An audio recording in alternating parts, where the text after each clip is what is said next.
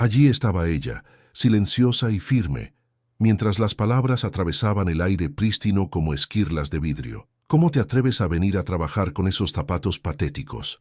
Pareces salida de un refugio para indigentes. La voz pertenecía a Victoria Herrera, de 24 años, y empapada de esa clase de crueldad que solo una inmensa riqueza puede alimentar. La empleada doméstica bajó la cabeza, sus manos curtidas, temblando ligeramente, mientras se aferraba con más fuerza a los productos de limpieza contra su pecho.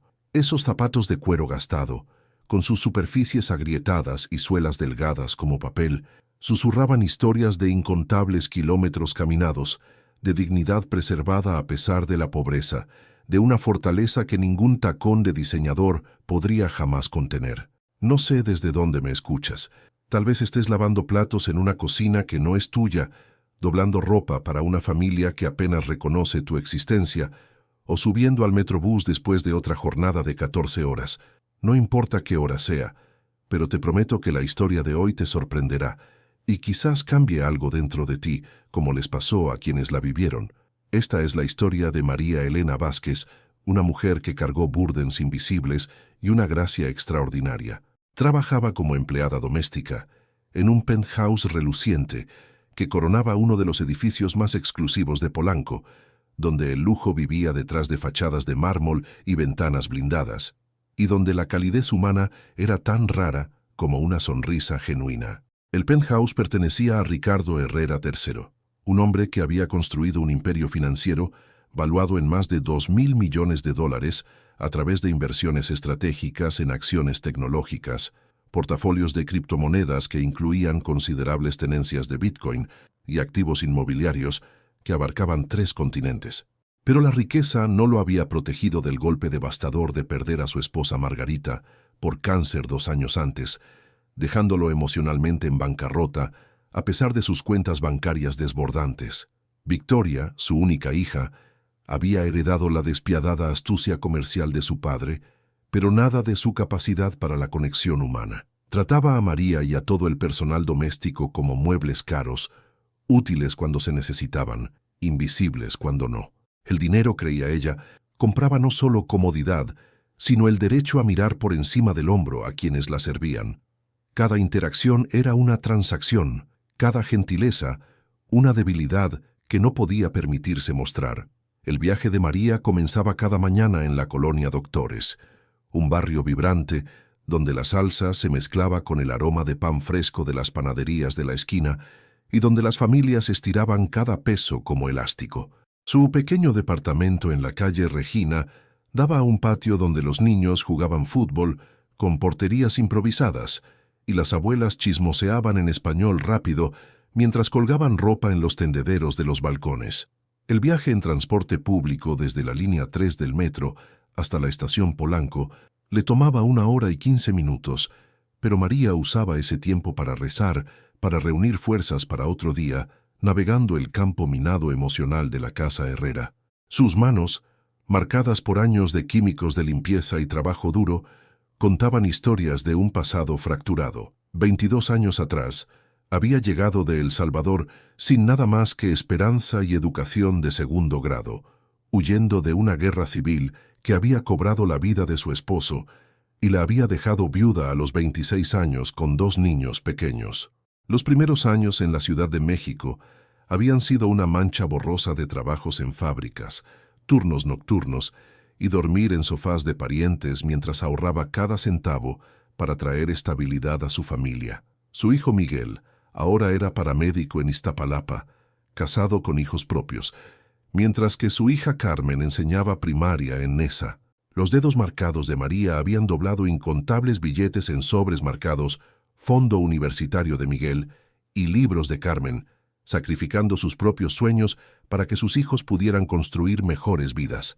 El peso de la pobreza generacional se asentaba pesado en sus hombros, pero también había forjado algo inquebrantable dentro de ella, una dignidad silenciosa que ninguna cantidad de humillación podría erosionar. Cuando la gente miraba a María, veían a una mujer que envejecía con cabello gris recogido en un chongo sencillo, vistiendo un uniforme descolorido y zapatos pegados con Resistol 5000. Lo que se perdían Era el fuego en sus ojos oscuros, la inteligencia que absorbía cada conversación, cada reporte del mercado de valores que sonaba en las televisiones del penthouse, cada secreto comercial susurrado que escuchaba mientras sacudía libreros llenos de revistas financieras encuadernadas en cuero. Trabajar para los Herrera pagaba mejor que cualquier empleo que María hubiera tenido, suficiente para cubrir su renta, enviar dinero a su madre anciana en San Salvador, e incluso empezar una pequeña cuenta de ahorros que esperaba pudiera algún día crecer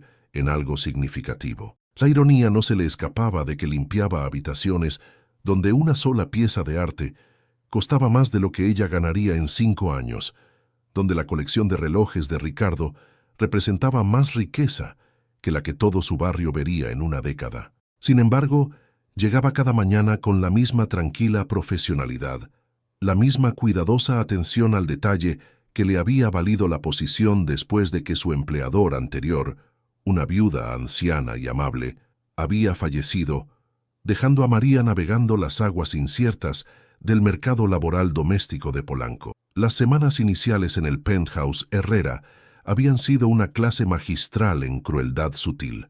Victoria se deleitaba dejando desastres específicamente para que María los limpiara, tirando copas de vino solo para verla gatear en pisos de mármol recogiendo pedazos. Los otros miembros del personal, un chef, una asistente personal y un chofer, mantenían distancia cuidadosa, temerosos de que la asociación con la empleada doméstica pudiera de alguna manera manchar sus propias posiciones en la jerarquía del hogar. Hablaban alrededor de María como si fuera sorda, discutiendo sus títulos universitarios y aspiraciones profesionales, mientras ella tallaba excusados y cambiaba sábanas con manos que una vez habían soñado sostener libros en lugar de botellas de cloro. Ricardo mismo permanecía mayormente ausente, una figura fantasmal que se movía por su propia casa como un hombre bajo el agua. Cuando sus caminos se cruzaban en pasillos o la amplia sala con sus ventanales del piso al techo, con vista al bosque de Chapultepec, asentía educada pero distantemente, sus ojos siempre enfocados en pantallas de teléfono, mostrando precios de acciones, fluctuaciones de Bitcoin o reportes inmobiliarios. Las paredes de su oficina estaban cubiertas con certificados, premios y fotografías de revistas de negocios donde aparecía como uno de los empresarios más exitosos de México. Forbes había estimado su patrimonio neto en $2.3 mil millones, mucho de ello invertido en portafolios diversificados que incluían desde reservas de oro hasta fondos de mercados emergentes. Pero la riqueza había creado una fortaleza alrededor del corazón de Ricardo. El penthouse, con su colección de arte de calidad museística y muebles italianos hechos a mano, se sentía más como un mausoleo que como un hogar. La muerte de Margarita lo había dejado aferrándose a buscar sentido en reportes de ganancias trimestrales y juntas de adquisiciones, tratando desesperadamente de llenar un vacío emocional con éxito financiero. Trabajaba jornadas de 18 horas, tomando decisiones que movían millones de pesos a través de mercados globales, mientras luchaba por recordar cuál era el color favorito de su hija o cuándo había tenido por última vez una conversación genuina con otro ser humano. La mañana en que Victoria lanzó su insulto más cruel sobre los zapatos de María, algo cambió en la indiferencia cuidadosamente orquestada del penthouse. María había estado puliendo la mesa masiva del comedor cuando Victoria entró arrasando con tacones Louboutin de miles de pesos, fresca de una expedición de compras que probablemente había costado más que el salario mensual de María. Los ojos de la joven mujer inmediatamente se enfocaron en los pies de María, y las palabras se derramaron con veneno practicado. La respuesta de María fue el silencio, pero Ricardo, que pasaba por el pasillo, captó cada palabra. Algo sobre la escena, el porte orgulloso de los hombros de María a pesar de la humillación, la manera en que continuó trabajando sin defenderse, le recordó la fuerza silenciosa de Margarita durante sus meses finales. Su esposa había enfrentado el cáncer terminal con la misma dignidad que María mostraba ante la crueldad de su hija, nunca quejándose, nunca pidiendo lástima, simplemente resistiendo con gracia que dejaba a todos a su alrededor, sintiéndose pequeños y avergonzados. Esa noche, mientras María se preparaba para irse, Ricardo se encontró observándola recoger sus simples pertenencias, una bolsa gastada, un termo que había visto décadas mejores y una novela de bolsillo en español cuyas páginas estaban suaves de repetidas lecturas. Se movía con economía de movimiento, cada gesto propositivo y sin prisa, a pesar de las heridas emocionales que Victoria había infligido antes. Había algo profundo en su compostura, algo que hablaba de experiencias que la riqueza de Ricardo nunca podría comprar o entender. La mañana siguiente trajo una prueba inesperada del carácter de María. Santiago, el sobrino de 6 años de Victoria, estaba de visita durante la semana mientras sus padres viajaban a Europa por negocios. El niño había despertado en la noche con fiebre y una tos aterrorizante que sembró pánico en toda la casa. La nana interna estaba libre de servicio. Victoria estaba en una gala benéfica que consideraba demasiado importante para dejar, y Ricardo estaba encerrado en llamadas de conferencia de emergencia con inversionistas de Tokio lidiando con una caída del mercado de criptomonedas que amenazaba con borrar porciones sustanciales de su portafolio.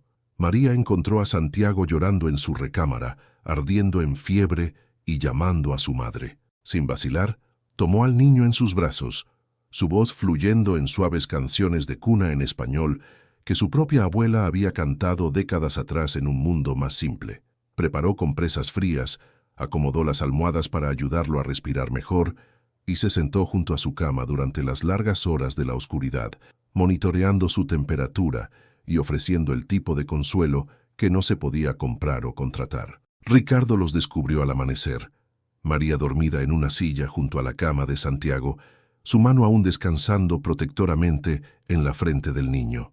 La fiebre había bajado, y Santiago dormía pacíficamente por primera vez en días. La imagen golpeó a Ricardo como un golpe físico.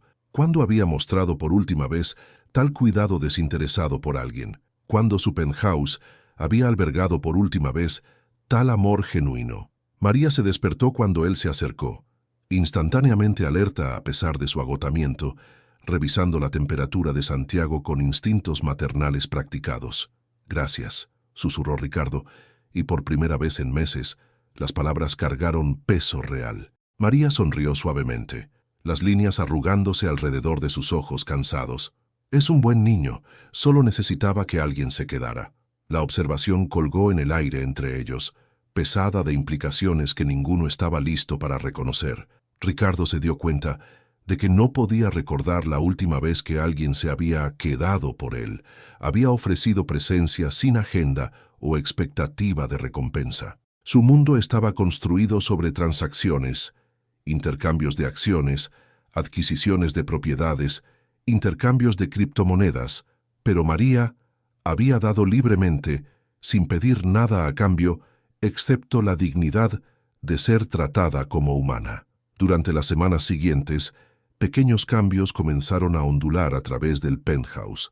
La presencia de María trajo calidez sutil a espacios que habían sentido congelados desde la muerte de Margarita. Tarareaba mientras trabajaba, llenando el silencio con melodías que parecían despertar algo largo tiempo dormido en la atmósfera del departamento. Flores aparecían en floreros. Nada caro, solo ramos de supermercado que de alguna manera transformaban superficies estériles en lugares donde la vida podía respirar de nuevo.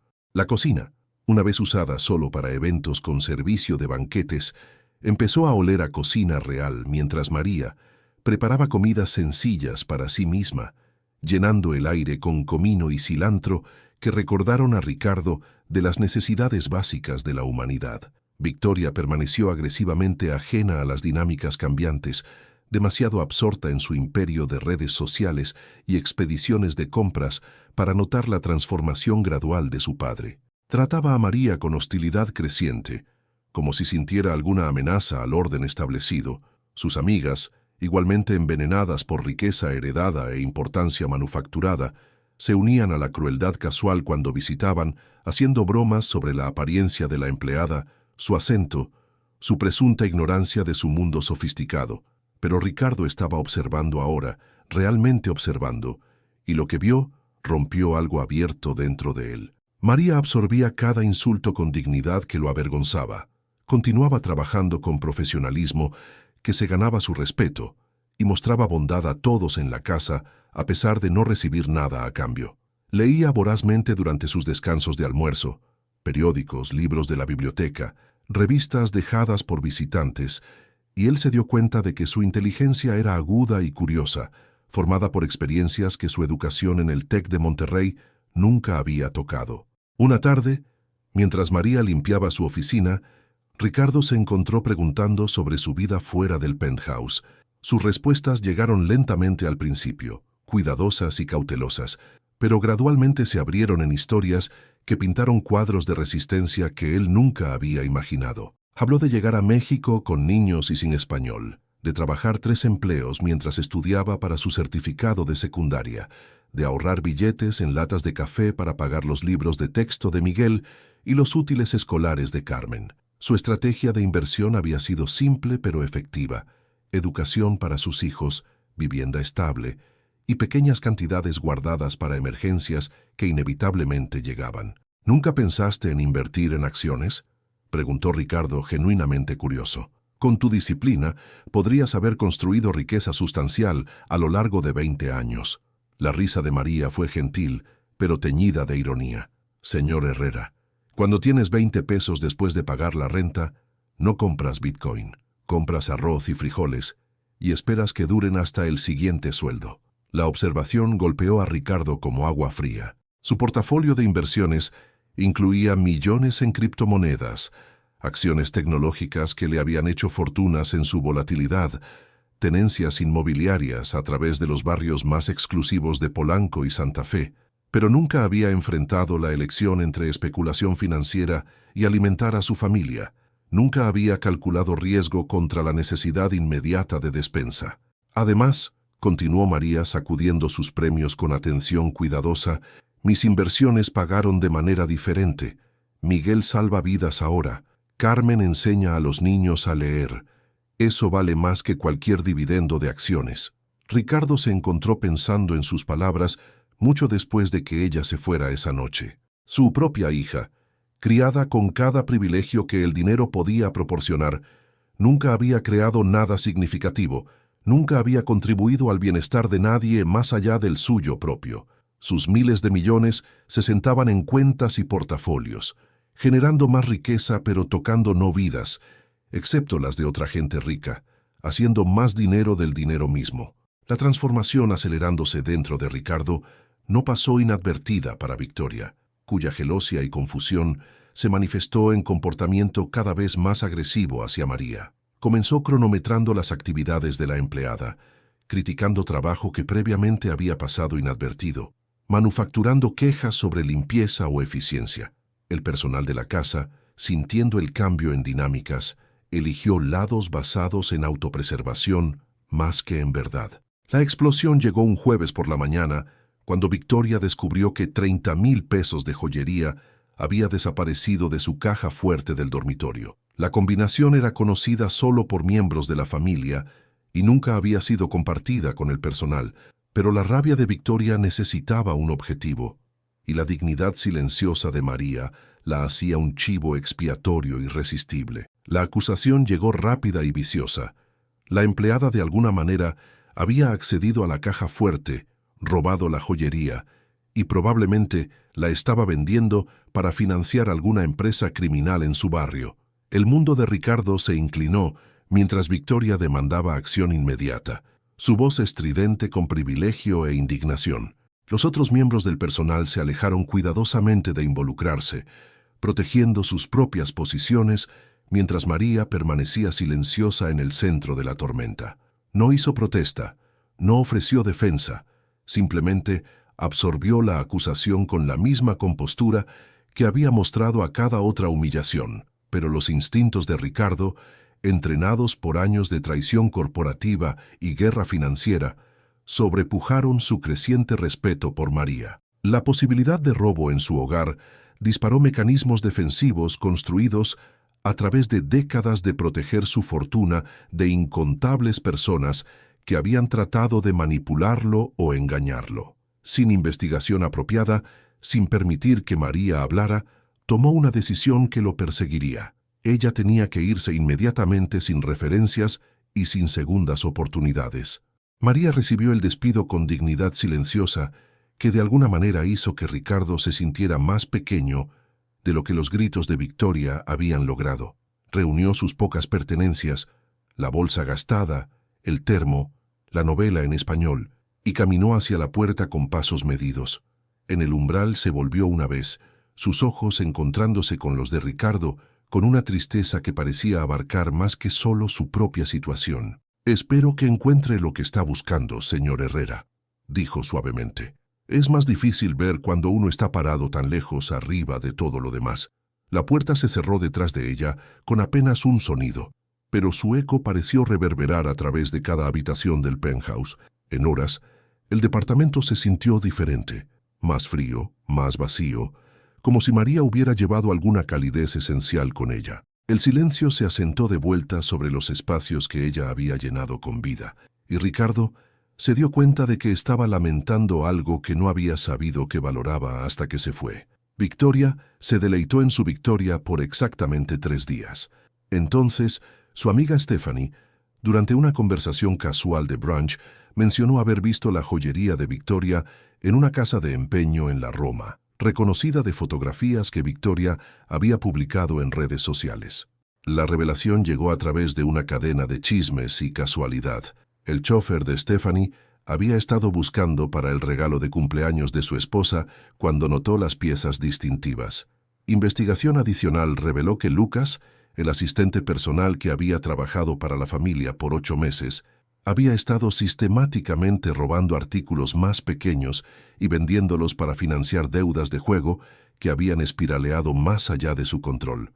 Lucas confesó cuando fue confrontado con evidencia, su exterior pulido desmoronándose para revelar desesperación y adicción que lo había llevado a traicionar la confianza que había cultivado tan cuidadosamente. Había conocido la combinación de la caja fuerte de Victoria porque la había observado abriéndola mientras entregaba mensajes, había planeado el robo durante la semana en que María sería culpada, contando con su posición vulnerable y los prejuicios de la familia para desviar sospechas. Ricardo se sintió físicamente enfermo cuando la verdad emergió. La dignidad silenciosa de María ante acusaciones falsas ahora aparecía aún más notable. Había sabido que era inocente, pero había aceptado castigo en lugar de pelear una batalla imposible de ganar contra prejuicio y poder. Su riqueza e inteligencia, su entendimiento sofisticado de mercados globales e instrumentos financieros complejos, habían significado nada cuando enfrentado con su propia ceguera emocional. La búsqueda de María comenzó inmediatamente, pero resultó más desafiante de lo que Ricardo había anticipado. No tenía número de teléfono listado, no tenía presencia en redes sociales, no tenía huella digital en el mundo en línea donde él conducía la mayoría de sus negocios. El barrio donde vivía operaba bajo reglas diferentes, boca a boca, redes comunitarias, relaciones cara a cara que no podían ser accedidas a través de conexiones corporativas o investigadores privados. Ricardo se encontró tomando el metro por primera vez en décadas, subiendo en la línea 3 hacia la colonia Doctores, con la extraña sensación de ser solo otro pasajero entre gente trabajadora dirigiéndose a casa después de días largos. El barrio pulsaba con vida que había olvidado que existía. Niños jugando en calles, hombres mayores reunidos alrededor de mesas plegables jugando dominó, mujeres comprando ingredientes en mercados que olían a comida casera y posibilidad fresca. El edificio de María era una estructura modesta de antes de la guerra apretada, entre un restaurante salvadoreño y una barbería donde música de merengue se derramaba a las aceras junto con conversaciones animadas en español rápido. Ricardo subió escaleras que crujían bajo sus zapatos caros, siguiendo números de departamentos hasta que alcanzó una puerta marcada con números pintados a mano y el sonido tenue de noticias de televisión en español. Su toque fue contestado por un joven hombre en uniforme de paramédico que miró a Ricardo con sospecha inmediata y reconocimiento. Miguel Vázquez había heredado la inteligencia y dignidad de su madre, pero también un instinto protectivo que se encendió cuando extraños ricos aparecían en su puerta buscando a su madre. «No está aquí», dijo Miguel simplemente, bloqueando el portal con su presencia. «Necesito hablar con ella». Cometí un error terrible. Sí, sabemos sobre su error. La voz de Miguel cargaba enojo que había estado hirviendo por semanas. Acusó a mi madre de ser ladrona, la despidió sin dejarla defenderse, la trató como basura después de que ella pasó meses cuidando a su familia como si fuéramos propios.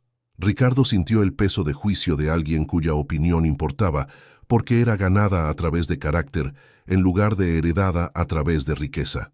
¿Dónde está ella? En algún lugar seguro de gente que piensa que el dinero les da derecho a destruir las vidas de otras personas. Miguel dio un paso adelante ligeramente, y Ricardo se dio cuenta de que el joven hombre era físicamente imponente, a pesar de su comportamiento controlado. Mi madre trabajó para usted por meses. Llegaba a casa agotada cada día, pero nunca se quejó porque respetaba el trabajo. Hablaba de su sobrinito. Se preocupaba por la ira de su hija. Hasta se preocupaba por usted sentado solo en ese gran departamento vacío. Y así es como le pagó su bondad. La acusación dolió, porque era precisa. Ricardo había pagado el cuidado de María con sospecha, su dignidad con despido, su lealtad con abandono. Quiero arreglar esto. La risa de Miguel fue amarga. ¿Quiere arreglarlo? No puede comprar de vuelta lo que destruyó.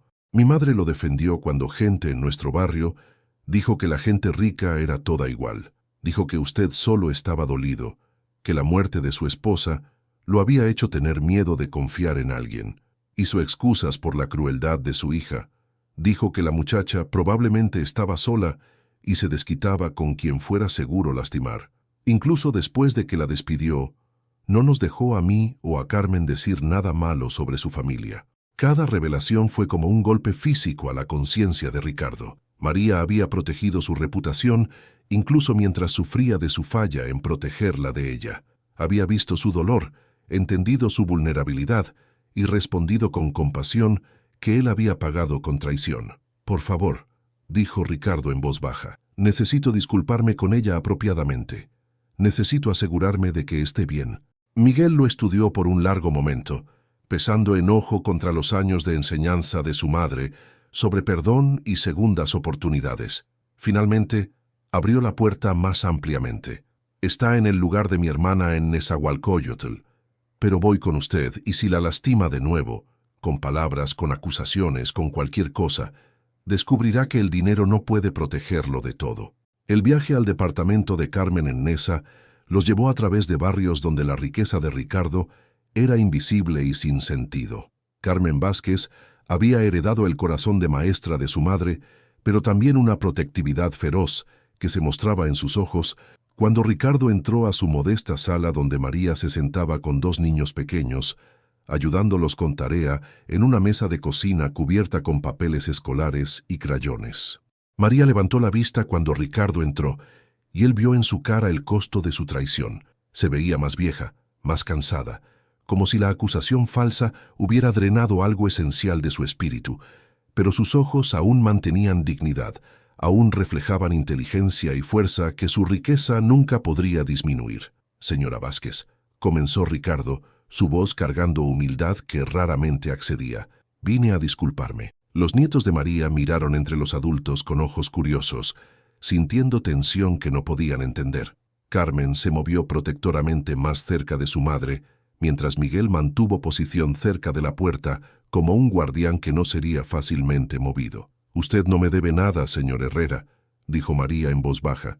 «Hizo lo que pensó que era correcto». «No, no lo hice. Hice lo que era fácil. Hice lo que me protegía de tener que pensar o investigar o confiar en alguien que había ganado mejor trato». Ricardo sintió lágrimas que no había derramado desde el funeral de Margarita, reuniéndose detrás de sus ojos. Lucas confesó: «La joyería fue encontrada.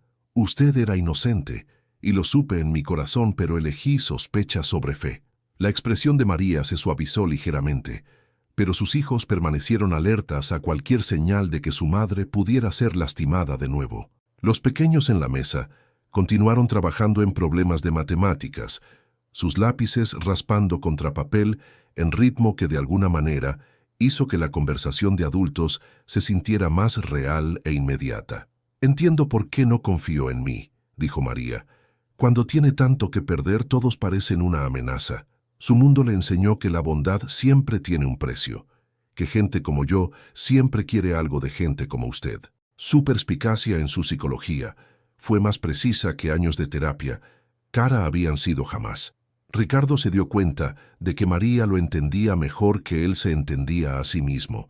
Había visto a través de su exterior defensivo de rico al hombre asustado debajo, que usaba dinero como barrera contra un mundo que había tomado a su esposa y lo había dejado emocionalmente varado. «Quiero ofrecerle su trabajo de vuelta», dijo Ricardo. «Con aumento, con disculpa a Victoria y todo el personal, con lo que sea necesario para reparar el daño que causé». María negó con la cabeza gentilmente. «No quiero mi trabajo de vuelta, señor Herrera. Quiero algo más valioso que empleo». Ricardo esperó, temeroso de preguntar qué podría demandar, preparado para escribir cheques o hacer arreglos financieros para calmar su culpa. «Quiero que entienda que gente como yo, gente que limpia sus casas y cuida a sus niños y conoce sus secretos, no somos invisibles. Tenemos corazones que se rompen cuando nos tratan como enemigos. Tenemos dignidad que no desaparece porque necesitemos sueldos. Tenemos inteligencia y sentimientos e historias que importan, aunque no tengamos títulos universitarios o portafolios de acciones». La verdad golpeó a Ricardo con fuerza que hizo que su pecho se apretara. Había pasado meses viendo a María como muebles que casualmente se movían y hablaban, útiles para mantener su estilo de vida, pero no dignos de consideración humana genuina. Su dolor era real. Su humillación había tenido consecuencias que se extendían más allá de su penthouse, hacia una familia y comunidad que la amaban y valoraban. «¿Cómo arreglo esto?», preguntó de nuevo, pero esta vez la pregunta vino de un lugar más profundo. María miró a sus hijos, a sus nietos trabajando en tarea, al modesto departamento lleno de amor y respeto mutuo. «Vaya a casa y mire a su hija. Realmente mírela. Vea que se está convirtiendo en alguien que piensa que la crueldad es entretenida, que el dinero la hace mejor que otra gente. Le está enseñando que gente como yo no importa, y algún día esa lección va a envenenar toda su vida». Ricardo se dio cuenta de que el comportamiento de Victoria hacia María era reflejo de lecciones que él había enseñado a través de indiferencia y privilegio, que riqueza sin empatía estaba creando un monstruo que nunca encontraría felicidad genuina o conexión humana. «¿Regresará?», preguntó. «No como empleada, sino como alguien que podría ayudarme a aprender a ser mejor». María consideró la petición por un largo momento, sus ojos moviéndose entre sus hijos protectivos y el hombre roto que había viajado a través de la ciudad para buscar perdón de alguien que había agraviado. «Regresaré», dijo finalmente, «pero las cosas serán diferentes. No aceptaré falta de respeto de nadie en su casa. No pretenderé ser invisible cuando la gente hable de mí como si no estuviera ahí. Y si me contrata, también está contratando a la persona que realmente soy, alguien con opiniones y sentimientos y el derecho a ser tratada con dignidad». Ricardo asintió rápidamente, alivio fluyendo a través de él. «Cualquier cosa que quiera, cualquier condición que ponga. No quiero caridad o dinero de culpa», continuó María. «Quiero salarios justos por trabajo honesto, y quiero su palabra de que tratará de ver a la gente diferente. No solo a mí, sino a todos que trabajan para usted, todos que sirven a su familia, todos cuyas vidas hacen posible su vida cómoda». El viaje de vuelta a Polanco fue silencioso, cada uno de ellos procesando el peso emocional de reconciliación. Ricardo se encontró notando cosas que había perdido en el viaje hacia el sur, las caras cansadas de gente subiendo en microbuses a casa de trabajos que apenas pagaban suficiente para supervivencia, la creatividad y resistencia visible en barrios donde el dinero era escaso pero la comunidad era fuerte, la dignidad de gente trabajadora que construía y mantenía la ciudad que generaba su riqueza. El regreso de María al penthouse creó ondas que transformaron la atmósfera completa de la casa. Victoria inicialmente protestó la decisión, pero la nueva claridad de Ricardo sobre el carácter de su hija llevó a conversaciones que deberían haber tenido años antes. Comenzó poniendo límites, demandando respeto para todos bajo su techo, y gradualmente retirando el apoyo financiero ilimitado que había habilitado la crueldad y el sentimiento de superioridad de Victoria. Los otros miembros del personal observaron cuidadosamente mientras las dinámicas cambiaban, lentamente comenzando a tratar a María con el respeto debido a alguien que claramente mantenía el reconocimiento genuino del empleador. Ricardo hizo disculpas públicas, tomó responsabilidad por su falla de juicio y comenzó implementando cambios que elevaron las condiciones de trabajo y seguridad laboral de todos. Pero la transformación más profunda ocurrió en Ricardo mismo. La muerte de Margarita lo había dejado emocionalmente congelado, usando trabajo y acumulación de riqueza como anestesia contra pena y soledad. La presencia de María no borró su dolor, pero le recordó que sanar requería conexión humana, que aislamiento, incluso aislamiento lujoso, era una prisión que había construido para sí mismo. Meses pasaron, y el penthouse se convirtió en algo que nunca había sido durante el matrimonio de Ricardo, un lugar donde diferentes tipos de gente podían coexistir con respeto mutuo. María trajo amigas de su barrio para ayudar con eventos especiales, introduciendo a Ricardo a un mundo de dueños de pequeños negocios, organizadores comunitarios y familias trabajadoras cuyos sueños eran modestos, pero cuyas contribuciones eran enormes. Comenzó entendiendo que su riqueza tenía significado solo cuando se conectaba a las vidas de otras personas en maneras positivas. La transformación de Victoria tomó más tiempo y requirió autoexamen más doloroso. Las prioridades cambiadas de su padre la forzaron a confrontar el vacío de su persona en redes sociales e identidad basada en compras. Lentamente, con renuencia, comenzó involucrándose con María como ser humano en lugar de sirvienta, descubriendo inteligencia y experiencia de vida que desafió sus asunciones sobre clase y valor. El penthouse, que una vez se había sentido como museo, se convirtió en lugar donde risa resonaba por pasillos de mármol, donde conversaciones genuinas reemplazaron charla superficial, donde los nietos de María jugaban seguramente entre colecciones de arte invaluables que ya no parecían más importantes que la gente disfrutándolos. Una noche, casi un año después del regreso de María, Ricardo la encontró leyendo en la biblioteca, no furtivamente durante un descanso, sino abiertamente, cómodamente, en una silla que había designado específicamente como suya. El libro era una biografía de Frida Kahlo, y María levantó la vista cuando él entró con una sonrisa que mantenía calidez genuina. Era una mujer interesante, dijo María, cerrando el libro con un dedo manteniendo su lugar. Nacida en dinero como su hija, pero eligió usar sus ventajas para crear arte que daba voz al dolor en lugar de ignorarlo. Ricardo se acomodó en una silla cercana, algo que habría sido impensable durante sus primeros meses de emplear a María. ¿Cree que Victoria puede cambiar tanto? La gente puede cambiar cualquier cosa que quiera cambiar, replicó María, pero tienen que quererlo. El cambio no puede ser comprado o forzado. Tiene que venir de entender que ser mejor se siente mejor que ser superior. Su sabiduría continuó asombrando a Ricardo, perspicacias que venían de experiencia vivida en lugar de educación formal. María se había convertido no solo en empleada, sino en maestra, mostrándole que carácter se construía a través de elecciones hechas cuando nadie estaba mirando, que dignidad se ganaba a través de cómo la gente trataba a aquellos que no podían ayudarlos o hacerles daño. Los mercados financieros, que una vez habían consumido la atención de Ricardo, aún requerían manejo, pero comenzó viendo su riqueza diferentemente. Su portafolio de inversión ahora incluía fondos específicamente diseñados para apoyar desarrollo de vivienda asequible, iniciativas educativas en comunidades desatendidas y préstamos para pequeños negocios para emprendedores inmigrantes. Las ganancias de Bitcoin y acciones que una vez habían existido únicamente para generar más riqueza, se convirtieron en herramientas para crear oportunidades para gente que le recordaba del viaje de María. Victoria, observando la transformación de su padre, comenzó cuestionando su propia relación con dinero y significado. Se inscribió en clases de trabajo social, tentativamente al principio, luego con entusiasmo creciente mientras descubría satisfacción en ayudar en lugar de consumir. La ropa de diseñador y entretenimiento caro, que una vez habían definido su identidad gradualmente, dieron paso a trabajo voluntario y amistades genuinas con gente que valoraba sus esfuerzos en lugar de la cuenta bancaria de su padre.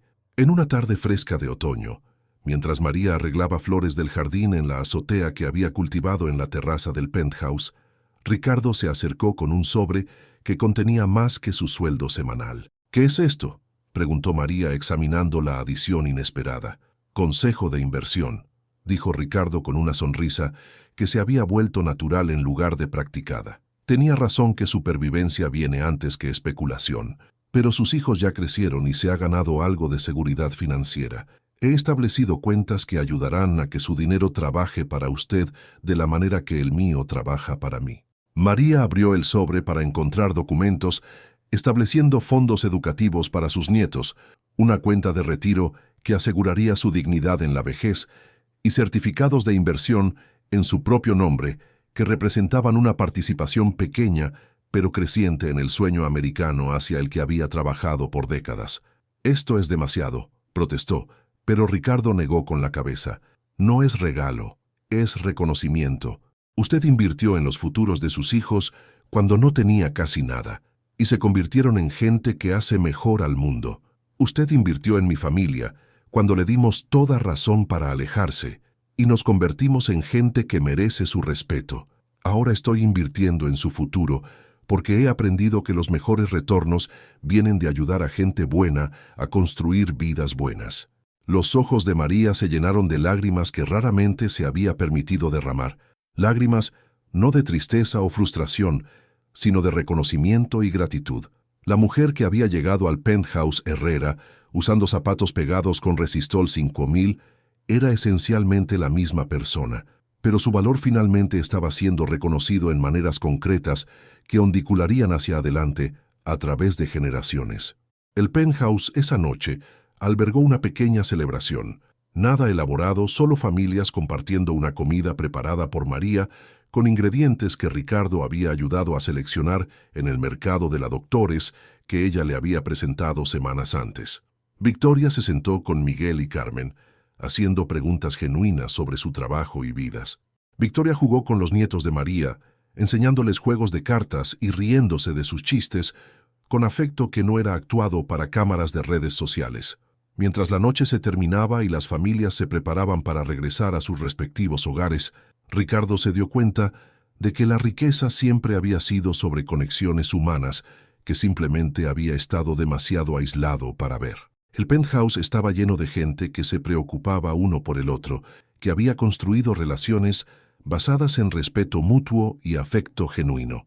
Margarita habría amado esta reunión, habría reconocido en ella el tipo de celebración que siempre había esperado que su familia pudiera organizar. María fue la última en irse, recogiendo su bolsa, una nueva ahora pero aún práctica, y las flores que cortaba del jardín cada semana para llevar a casa. En la puerta, pausó y miró hacia atrás a Ricardo, que estaba recogiendo platos con domesticidad que habría chocado a sus asociados de negocios. «Gracias», dijo simplemente. «Gracias por enseñarme que ser bueno es más importante que tener razón», replicó Ricardo.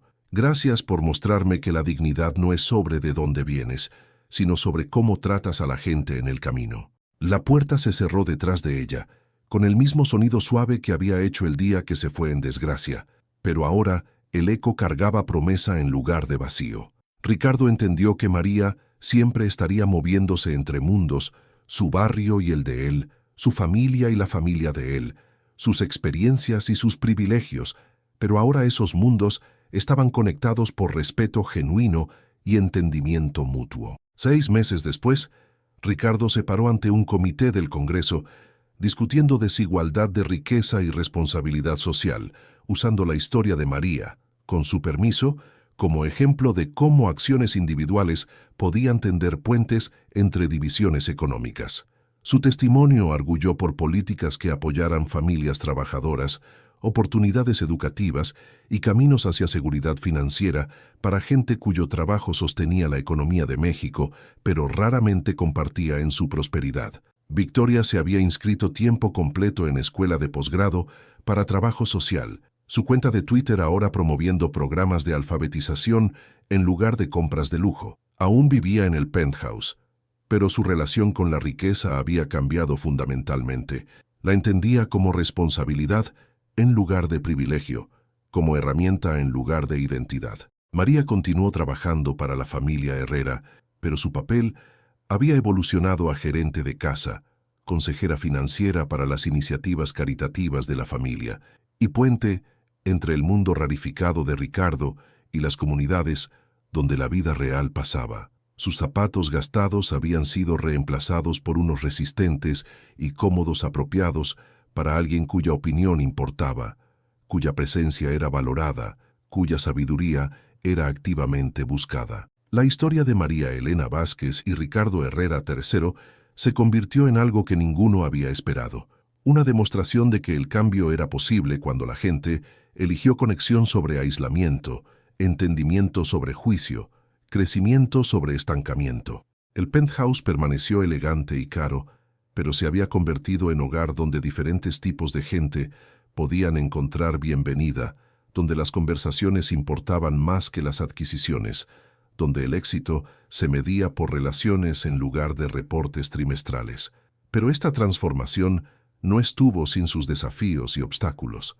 El mundo afuera del penthouse no había cambiado tan rápidamente como la gente dentro de él. Ricardo descubrió que usar su riqueza responsablemente a menudo significaba decepcionar socios de negocios que esperaban que priorizara ganancias sobre principio. Oportunidades de inversión que podrían haber duplicado su patrimonio neto fueron declinadas porque involucraban compañías con prácticas laborales pobres o récords ambientales que le recordaban demasiado a los sistemas que habían mantenido a gente como María luchando por supervivencia. El viaje de Victoria resultó aún más complicado. Su círculo social no entendía sus nuevos intereses y se encontró cada vez más aislada de amigas que veían su trabajo voluntario como fase, o peor, como traición de su identidad de clase compartida. Las fiestas que una vez había disfrutado ahora se sentían vacías. Conversaciones sobre compras de diseñador y vacaciones exóticas pareciendo triviales contra el trasfondo de problemas reales que estaba aprendiendo a abordar a través de sus estudios de trabajo social. Una noche particularmente difícil, Victoria llegó a casa de una cena desastrosa con amigas universitarias que se habían burlado de su nueva fase humanitaria y sugerido que solo estaba ayudando a gente pobre para rebelarse contra su padre. Encontró a María en la cocina, preparando té con la atención cuidadosa que traía a cada tarea. «Piensan que estoy fingiendo», dijo Victoria sin preámbulo, su voz espesa con frustración y duda personal. «Piensan que estoy jugando a preocuparme por otra gente». María levantó la vista de medir hojas de té sueltas, sus ojos oscuros tomando la angustia de Victoria con preocupación maternal que se había desarrollado naturalmente a lo largo de meses de observar a la joven mujer luchar por convertirse en alguien mejor de lo que su crianza la había preparado para ser. «¿Está fingiendo?», preguntó María gentilmente. «No». La respuesta de Victoria llegó rápidamente. Luego se suavizó mientras consideró la pregunta más profundamente. «Al menos, no creo que lo esté haciendo, pero a veces me pregunto si tienen razón, si solo estoy tratando de probar algo a usted y papá, si me voy a aburrir y regresar a ser la persona que era antes». María puso 2 tazas en el mostrador y esperó a que el agua hirviera, su silencio dando a Victoria espacio para continuar procesando sus dudas en voz alta. Hoy estaba en el centro comunitario, dando tutoría a niños del barrio, y una de ellas, una niñita llamada Sofía, estaba luchando con fracciones. Cuando finalmente entendió, cuando su cara se iluminó porque lo captó, sentí algo que nunca había experimentado, comprando zapatos de miles de pesos u obteniendo likes en Instagram. Pero luego esta noche, sentada con gente que he conocido desde la preparatoria, me sentí como fraude. La tetera silbó suavemente y María vertió agua caliente sobre las hojas de té con movimientos que parecían meditativos en su precisión. «Cuando llegué por primera vez a México», dijo, «trabajé en una fábrica haciendo ropa para niños. Cada día cosía las mismas costuras en vestiditos y camisas diminutas, cientos de ellos, hasta que mis dedos estaban entumecidos y mi espalda dolía de doblarme sobre la máquina». Victoria esperó, entendiendo que las historias de María siempre contenían guía disfrazada como compartir simple. Las otras mujeres que trabajaban ahí habían estado cosiendo por años, décadas algunas de ellas. Eran muy buenas en su trabajo, muy rápidas, muy precisas, pero cuando empecé era lenta, cometía errores, tenía que rehacer costuras que no estaban derechas. María vertió té en ambas tazas, el vapor cargando insinuaciones de manzanilla y miel. Algunas de las mujeres fueron amables, me ayudaron a aprender. Otras susurraban que solo estaba jugando a ser costurera, que renunciaría tan pronto como encontrara algo más fácil. ¿Renunció? No, pero no porque quisiera probar nada a las mujeres que dudaban de mí. Seguí trabajando porque Miguel necesitaba ropa para la escuela y Carmen necesitaba libros, y ese trabajo era como podía proporcionar esas cosas. Mi motivación no era sobre las opiniones de otra gente, era sobre el amor que tenía por mis hijos. Victoria aceptó la taza tibia que María ofreció, inhalando el aroma calmante mientras procesaba el paralelo que María estaba dibujando. Sus amigas esta noche aún están viviendo en el mundo donde lo más importante es lo que otra gente piensa de sus elecciones, pero usted se está moviendo a un mundo diferente, donde lo más importante es si sus elecciones ayudan a gente que necesita ayuda. A Sofía no le importa si está fingiendo cuando aprende fracciones, solo le importa que alguien tomó tiempo para ayudarla a entender. La sabiduría golpeó a Victoria con la fuerza gentil de todas las perspicacias de María, verdades simples que cortaron a través de complejidad y duda personal. La burla de sus viejas amigas dijo más sobre su propio miedo de responsabilidad significativa que sobre la autenticidad de Victoria. A lo largo de los meses siguientes, el círculo social de Victoria evolucionó naturalmente. Formó amistades con compañeras de clase en su programa de trabajo social, gente que eligió sus carreras basadas en vocación en lugar de potencial salarial. Se conectó con otros voluntarios en el centro comunitario, descubriendo relaciones construidas sobre propósito compartido en lugar de privilegio compartido. La transición no fue fácil.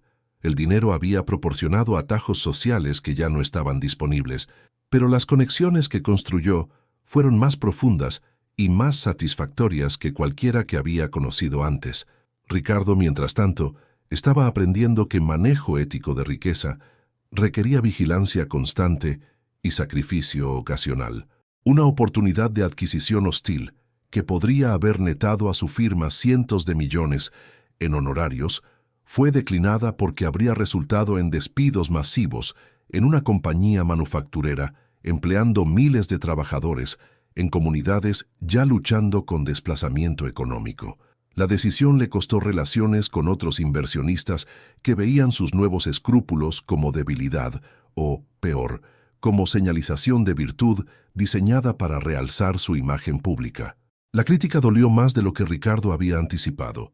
Por décadas, su identidad había sido construida alrededor de ser respetado en círculos financieros, conocido por su habilidad de maximizar retornos sin importar consecuencias externas.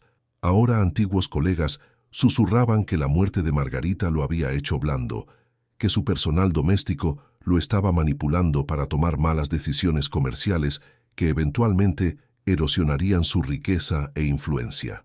Estas dudas llegaron a un punto crítico durante una junta tensa de directorio donde la negativa de Ricardo a aprobar una inversión particularmente lucrativa pero éticamente cuestionable resultó en confrontación acalorada con otros miembros del directorio. El proyecto involucraba comprar deuda de naciones caribeñas en apuros con descuentos pronunciados. Luego, usar presión legal para forzar reembolso completo que sería devastador para la habilidad de esos países de financiar educación y cuidado de salud para sus ciudadanos. Esta es exactamente el tipo de oportunidad que construyó su fortuna en primer lugar, arguyó Jonathan Whitmore, un socio comercial de largo tiempo cuya propia riqueza excedía $1.000 millones. ¿Desde cuándo le importan más principios abstractos que ganancias concretas? Desde que aprendí que principios abstractos tienen consecuencias concretas para gente real, replicó Ricardo, su voz firme a pesar de la atmósfera hostil en la sala de conferencias con paneles de caoba. ¿Gente como su empleada doméstica? La pregunta vino de Patricia Hendricks, una capitalista de riesgo conocida por su lengua afilada e instintos comerciales más afilados. ¿Se le ha ocurrido que una mujer que limpia excusados para vivir podría no ser la mejor consejera en finanzas internacionales complejas? La sala cayó en silencio mientras Ricardo consideró su respuesta. Esta era gente con la que había trabajado por años, que le había hecho cientos de millones a través de su disposición compartida a priorizar ganancias sobre todas las otras consideraciones. Su respeto una vez había significado todo para él.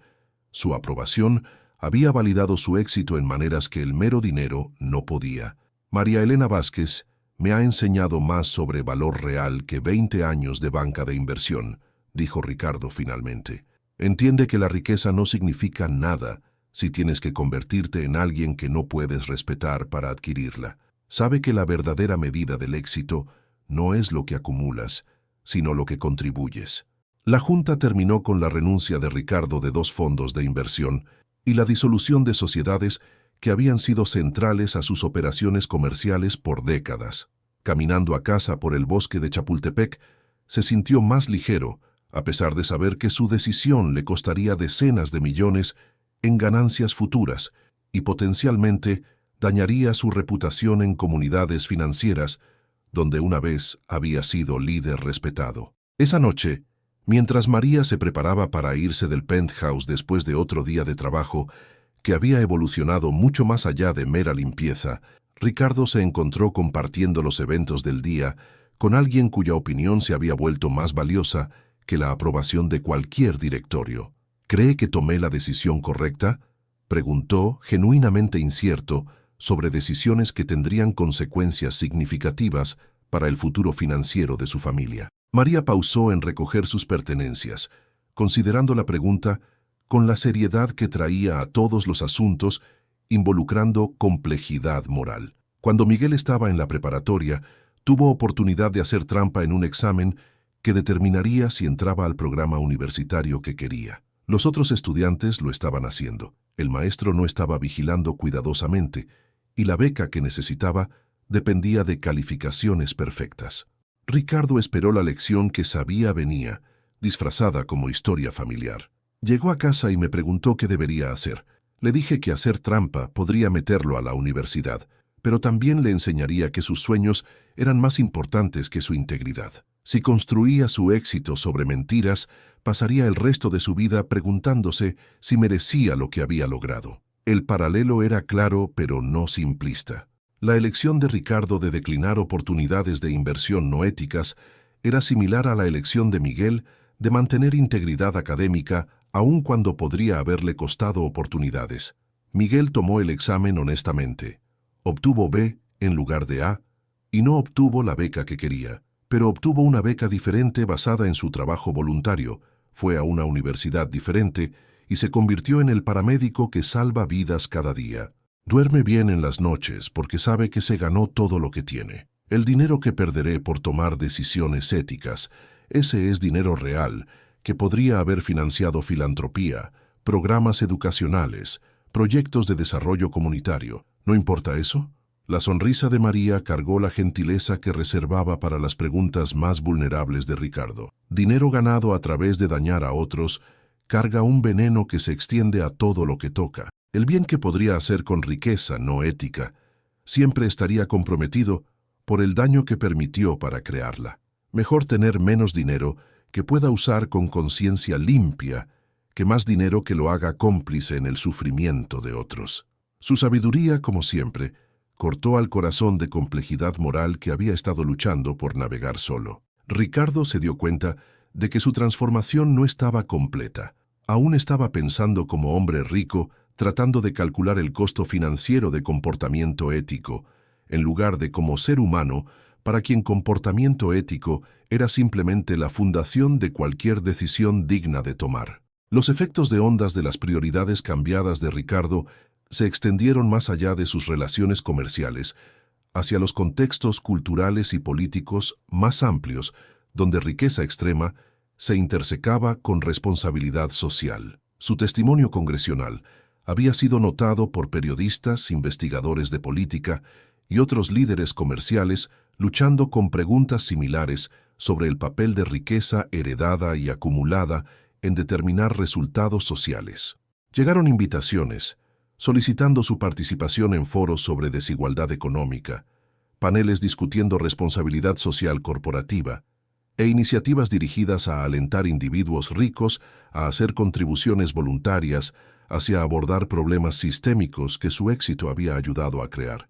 Cada oportunidad requirió que Ricardo articulara públicamente la transformación privada, que comenzó con la influencia de María, pero había evolucionado hacia una visión del mundo comprensiva que a veces lo ponía en desacuerdo con sus propios intereses financieros. Un momento particularmente significativo llegó cuando Ricardo fue invitado a dirigirse a la reunión anual del Instituto de Política Económica, un grupo de reflexión enfocado en políticas apoyando familias trabajadoras.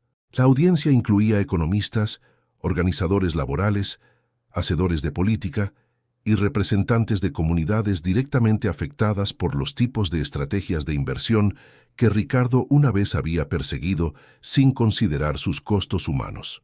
Parado en el podio, mirando caras que reflejaban la diversidad económica de México, Ricardo sintió el peso de representar no solo su propia historia, sino también la posibilidad de que otros individuos ricos pudieran elegir caminos similares hacia mayor responsabilidad social. Hace 2 años, habría desechado esta reunión como irrelevante a mis intereses comerciales. Comenzó, su voz firme a pesar de nerviosismo interno, sobre hablar a gente cuya experiencia estaba construida sobre entender sistemas en lugar de explotarlos. Medí el éxito puramente en términos financieros, vi política regulatoria como interferencia con eficiencia de mercado y consideré mi riqueza como prueba de mis habilidades superiores de toma de decisiones. La audiencia escuchó con la atención escéptica, reservada para individuos ricos, tratando de explicar su iluminación a gente que nunca había tenido el lujo de ignorar desigualdad sistémica. Mi transformación no vino de leer teoría económica o asistir a seminarios de sensibilización, vino de trabajar estrechamente con alguien cuya inteligencia, integridad y experiencia de vida me forzaron a confrontar las consecuencias humanas de mis elecciones financieras. María Elena Vázquez me enseñó que no hay tal cosa como riqueza apolítica, no hay tal cosa como decisiones de inversión neutrales de valor, no hay tal cosa como éxito que existe en aislamiento de la comunidad que lo hace posible. Ricardo continuó describiendo cambios específicos en su portafolio de inversión, el establecimiento de fondos dedicados a desarrollo de vivienda asequible, becas educacionales para estudiantes universitarios de primera generación y préstamos para pequeños negocios para emprendedores de comunidades inmigrantes. Detalló los millones de pesos en ganancias potenciales que había declinado porque las oportunidades involucraban explotar poblaciones vulnerables o recursos ambientales. Pero la parte más importante de su testimonio se enfocó en la transformación personal que hizo posibles cambios financieros. Riqueza sin empatía no es solo moralmente bancarrota, es psicológicamente devastadora. Pasé años acumulando dinero mientras me volvía cada vez más aislado de relaciones humanas significativas. Mi matrimonio sufrió, mi relación con mi hija fue superficial y no tenía amistades genuinas construidas sobre respeto mutuo en lugar de beneficio mutuo. La audiencia comenzó respondiendo con preguntas que desafiaron a Ricardo a ir más profundo que anécdotas personales hacia análisis estructural de cómo elecciones individuales por gente rica podían abordar problemas sistémicos que requerían respuestas de política coordinadas. Su transformación personal es inspiradora, dijo la doctora Ángela Rodríguez, una economista laboral cuya investigación se enfocaba en desigualdad salarial, pero conciencia individual no es suficiente para abordar problemas creados por sistemas completos diseñados para concentrar riqueza. ¿Qué cambios de política apoyaría que podrían realmente requerirle pagar más impuestos o aceptar regulaciones que limiten sus opciones de inversión? La pregunta era exactamente el tipo de desafío que Ricardo había aprendido a esperar de gente cuya preocupación primaria era cambio estructural en lugar de narrativas de redención individual. Su respuesta requirió que se moviera más allá de narración personal hacia posiciones políticas que podrían tener consecuencias reales para su riqueza restante e intereses comerciales. Apoyo tributación progresiva que reconozca la dependencia de acumulación de riqueza en infraestructura pública, sistemas educacionales y estabilidad social, replicó Ricardo. Apoyo marcos regulatorios que prevengan los tipos de préstamos predatorios. explotación ambiental y abusos laborales que generan ganancias externalizando costos a comunidades que no pueden defenderse, y apoyo políticas que hagan necesidades básicas como cuidado de salud, educación y vivienda accesibles a todos, sin importar el estatus financiero de su familia. Cada posición política representaba vistas que habrían horrorizado a sus antiguos asociados comerciales y aliados políticos. Pero Ricardo había descubierto que consistencia moral requería aceptar las implicaciones políticas y financieras de principios éticos. Los meses siguientes a su abogacía pública trajeron tanto crítica como apoyo de direcciones inesperadas. Algunos individuos ricos se acercaron privadamente para discutir luchas similares con las implicaciones éticas de su éxito, mientras otros trabajaron activamente para socavar su influencia en círculos comerciales y filantrópicos. Victoria, mientras tanto, había progresado suficiente en sus estudios de trabajo social para comenzar colocación de campo en un centro de salud comunitario en Iztapalapa, trabajando con familias, navegando desafíos complejos, involucrando pobreza, estatus migratorio, acceso a cuidado de salud y barreras educacionales. El trabajo era emocionalmente demandante en maneras que su crianza privilegiada nunca la había preparado para manejar, pero también fue más satisfactorio que cualquier experiencia que su riqueza hubiera comprado previamente. Una tarde, Victoria llegó a casa visiblemente angustiada, después de un día particularmente difícil, trabajando con una familia cuya hija adolescente había sido hospitalizada, siguiendo un intento de suicidio disparado por bullying en la escuela relacionado al estatus migratorio indocumentado de su familia. María encontró a Victoria sentada en la cocina, aún usando su ropa profesional pero viéndose más joven y más vulnerable de lo que había en años. «No sé cómo ayudarla», dijo Victoria sin preámbulo, refiriéndose a la muchacha adolescente, cuya desesperación había sacudido la confianza de Victoria en su habilidad de hacer diferencia significativa en las vidas de la gente. Es inteligente y talentosa y divertida, pero está convencida de que ser indocumentada significa que no tiene futuro por el cual valga la pena vivir. Todo lo que aprendí en la escuela sobre técnicas de consejería y sistemas de apoyo se siente inadecuado cuando está enfrentando problemas tan grandes. María sirvió 2 tazas de café y se sentó a través de Victoria, reconociendo la crisis de fe que a menudo acompañaba primeros encuentros de trabajadores sociales, jóvenes, con problemas sistémicos que no podían ser resueltos a través de intervención individual. Cuando Carmen tenía 15, comenzó María, llegó a casa de la escuela llorando porque su maestra de inglés la había humillado enfrente de la clase, haciendo bromas sobre su acento y sugiriendo que estudiantes que no podían hablar inglés apropiado deberían considerar entrenamiento vocacional en lugar de preparación universitaria. Victoria levantó la vista de su café, llevada hacia la historia a pesar de su propio agotamiento emocional. Carmen estaba devastada. Había estado trabajando tan duro para encajar, para probar que pertenecía en clases avanzadas, y esta maestra la hizo sentir como si sus esfuerzos fueran inútiles. Esa noche me dijo que quería dejar la escuela, que tal vez la maestra tenía razón y debería enfocarse en trabajos que no requerían español perfecto. ¿Qué hizo? Escuché su dolor sin tratar de arreglarlo inmediatamente. Luego compartí algo que nunca le había dicho antes, que cuando llegué por primera vez a México, estaba tan avergonzada de mi español limitado que pretendía ser sorda cuando extraños trataban de hablarme, porque pensé que ser sorda era menos embarazoso que ser estúpida. Los ojos de Victoria se ampliaron ante esta revelación. En todos los meses de trabajar y hablar juntas, María nunca había compartido este nivel de vulnerabilidad personal sobre sus luchas tempranas con idioma y pertenencia. Pero lentamente, me di cuenta de que mi acento no hacía mis pensamientos menos valiosos, y mi vocabulario limitado no hacía mis sentimientos menos reales. Empecé viendo mis habilidades bilingües como fortaleza en lugar de debilidad, mi experiencia de inmigrante como sabiduría en lugar de desventaja. ¿Eso ayudó a Carmen? Le ayudó a entender que vergüenza no era lo mismo que verdad, que los prejuicios de otra gente eran sus problemas, no los de ella. Pero lo más importante que hice fue abogar por ella.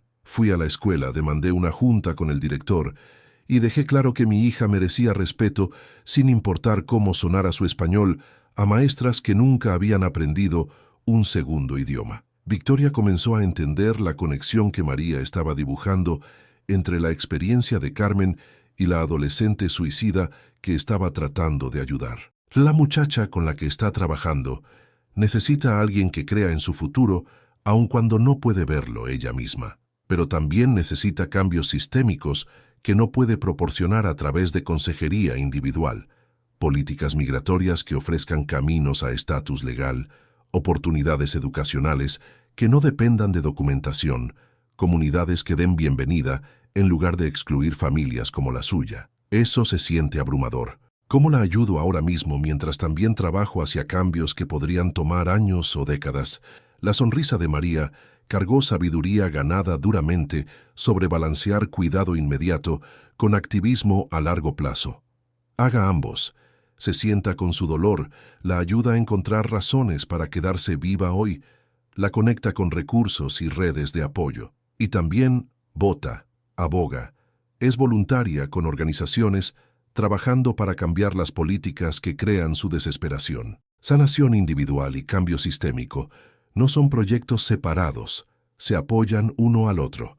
Victoria se dio cuenta de que su entrenamiento de trabajo social había enfatizado técnicas de intervención individual, pero había proporcionado guía limitada sobre conectar sanación personal a acción política. La perspectiva de María, formada por décadas de navegar sistemas diseñados para marginar familias como la suya, ofreció un acercamiento más integrado para abordar problemas que eran tanto profundamente personales como inherentemente políticos.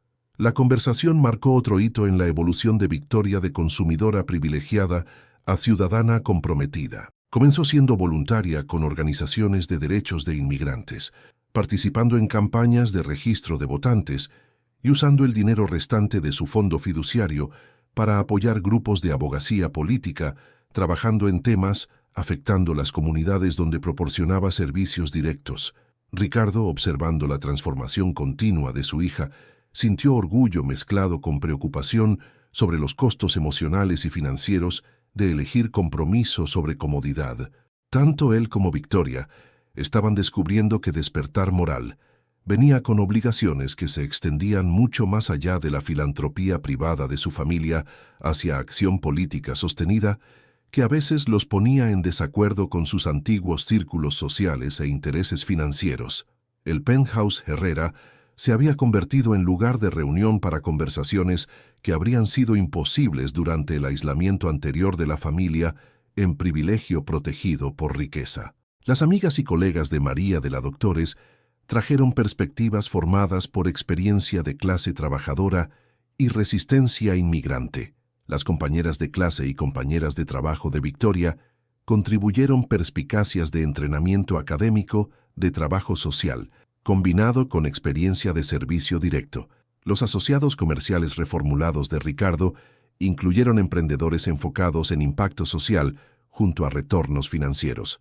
Estas reuniones diversas crearon un espacio único donde diferentes formas de experiencia y conocimiento podían interactuar para generar soluciones que acercamientos puramente ricos o puramente académicos o puramente basados en comunidad podrían perderse.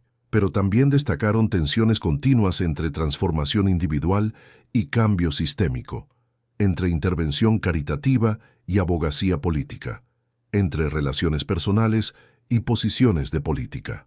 Una noche particularmente memorable juntó a Carmen y sus colegas maestras, Miguel y varios paramédicos de su estación, la hermana mayor de María que había llegado recientemente de El Salvador, el anterior socio comercial de Ricardo que estaba luchando con preguntas éticas similares sobre riqueza y responsabilidad, y la supervisora de campo de Victoria del Centro de Salud, donde estaba completando su práctica de trabajo social. La conversación que emergió tocó financiamiento educacional, política migratoria, acceso a cuidado de salud, organización laboral y el papel de individuos ricos en apoyar en lugar de liderar movimientos de cambio social. Se desarrollaron argumentos, perspectivas chocaron. y alianzas temporales se formaron alrededor de temas específicos, mientras se disolvían alrededor de otros. Ricardo se encontró defendiendo posiciones que habrían parecido absurdas a su yo anterior, mientras lidiaba con críticas de gente cuya experiencia vivida les daba autoridad que él nunca podría igualar a pesar de sus recursos financieros y credenciales educacionales. La noche fue intelectualmente estimulante y emocionalmente desafiante, en maneras que sus interacciones sociales previas raramente habían logrado. «Gente rica como usted puede apoyar nuestro trabajo», dijo Isabela Morales, una organizadora comunitaria que había crecido 3 cuadras del departamento de María, «pero no pueden liderarlo. Cuando gente rica toma control de movimientos por justicia económica, esos movimientos empiezan sirviendo las conciencias de gente rica en lugar de las necesidades reales de gente pobre». La crítica dolió porque contenía verdad que Ricardo aún estaba aprendiendo a aceptar. Su dinero podía financiar trabajo importante. Sus conexiones políticas podían abrir puertas para esfuerzos de abogacía. Su plataforma pública podía amplificar voces que de otro modo podrían no ser escuchadas. Pero su posición de clase siempre limitaría su entendimiento de problemas que nunca había experimentado, y su privilegio siempre crearía tentaciones de centrar su propia comodidad sobre la liberación de otra gente. «Entonces, ¿cuál es mi papel?», preguntó Ricardo, genuinamente buscando guías sobre cómo usar sus ventajas responsablemente en lugar de defensivamente. «Escuche más de lo que habla», replicó Miguel, su entrenamiento de paramédico evidente en su estilo de comunicación directa. «Pague más de lo que tiene que pagar. Vote contra sus propios intereses financieros cuando esos intereses lastimen gente que no puede protegerse. Y recuerde que ser buen aliado es elección diaria, no identidad permanente que gana una vez y mantiene para siempre». La guía fue más difícil de seguir de lo que Ricardo había anticipado.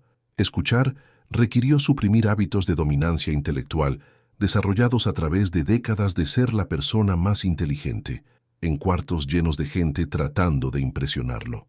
Pagar más de lo requerido significó constantemente investigar salarios justos, vendedores éticos y oportunidades de inversión que priorizaran impacto social sobre retornos máximos.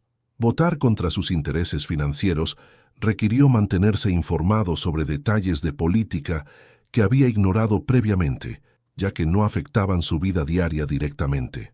Pero la instrucción más desafiante involucró recordar que buenas intenciones no eran suficientes para garantizar impacto positivo, que riqueza creaba puntos ciegos que requerían vigilancia constante para reconocer que su transformación era proceso continuo en lugar de hecho logrado. Mientras el invierno se profundizó en primavera, los cambios en la Casa Herrera habían atraído atención de periodistas interesados en historias sobre riqueza, responsabilidad y transformación social. Ricardo recibió solicitudes de entrevista de revistas enfocadas en filantropía, periódicos cubriendo desigualdad económica y programas de televisión explorando el papel de clase en la sociedad mexicana. Cada aparición en medios requirió que balanceara narración auténtica con protección de privacidad para María y su familia, narrativa personal con análisis político y transformación individual con crítica sistémica. La atención fue halagadora, pero también abrumadora, creando presión para representar posibilidades de cambio mientras permanecía honesto sobre las limitaciones y contradicciones de su evolución continua. María, característicamente, proporcionó perspectiva que ayudó a Ricardo navegar las éticas complejas de publicidad alrededor de su relación y su transformación. «Su historia no es solo sobre usted», le recordó durante una de sus conversaciones nocturnas en la cocina, que se había convertido en su espacio informal de consejería. «También es sobre mí, sobre mi familia, sobre nuestra comunidad. Si contar su historia ayuda a otra gente a pensar diferente sobre riqueza y responsabilidad, entonces la publicidad sirve un propósito más allá de su satisfacción personal. Pero si se convierte en hacerlo famoso, como persona rica reformada, entonces es solo otra manera de usar mi experiencia para beneficiar su reputación». Su perspicacia destacó tensiones que Ricardo no había considerado completamente. Cobertura de medios de su transformación inevitablemente se enfocó más en su despertar dramático que en la enseñanza paciente de María, más en sus sacrificios financieros que en su labor emocional, más en su ética recién encontrada que en su resistencia digna de por vida a tratamiento deshumanizante. Trabajar con periodistas para contar historia más balanceada requirió que Ricardo practicara el mismo tipo de humildad y atención a las preferencias de otros que había hecho posible su transformación personal. Insistió que perfiles incluyeran secciones sustanciales sobre la inteligencia de María, los logros educacionales de Carmen, el trabajo que salva vidas de Miguel y la comunidad más amplia de gente trabajadora cuyas contribuciones hacían posibles estilos de vida ricos. Algunos reporteros resistieron este acercamiento, prefiriendo narrativas más simples sobre redención individual que no requerían abordar desigualdad estructural o injusticia sistémica. Pero Ricardo había aprendido a priorizar representación veraz sobre cobertura favorable, relaciones auténticas sobre ventajas de relaciones públicas e impacto social a largo plazo sobre beneficio personal a corto plazo. La historia de María Elena Vázquez y Ricardo Herrera III emergió como algo más complejo y desafiante que inspiración o condenación. Se convirtió en exploración de cómo relaciones individuales podían crear posibilidades para transformación mutua, sin borrar los desequilibrios de poder y desigualdades estructurales que formaron esas relaciones desde el principio. El penthouse permaneció elegante y caro, pero se había convertido en espacio donde sabiduría de clase trabajadora y recursos de clase alta podían combinarse para crear algo que ninguno podía lograr independientemente. La inteligencia, experiencia y claridad moral de María proporcionaron guía que la educación y éxito comercial de Ricardo nunca habían accedido. La riqueza, conexiones y plataforma pública de Ricardo crearon oportunidades para impacto social que los esfuerzos individuales de María nunca podrían haber alcanzado. Su sociedad, complicada por diferencias de clase, fortalecida por respeto mutuo, desafiada por desigualdad continua y sostenida por afecto genuino, demostró que cambio era posible sin ser fácil, que crecimiento requería incomodidad y que transformación real involucraba comunidades enteras en lugar de individuos aislados. La graduación de Victoria de la Escuela de Trabajo Social juntó familias y comunidades que se habían vuelto interconectadas a través de meses de comidas compartidas, discusiones políticas, búsquedas de vivienda, audiencias migratorias, emergencias médicas y celebraciones que ninguna cantidad de dinero podría haber comprado, pero que dinero podía apoyar cuando se manejaba con sabiduría y generosidad. La ceremonia tuvo lugar en una universidad pública en Neza, donde Victoria había completado su título a través de clases nocturnas y de fin de semana diseñadas para estudiantes trabajadores.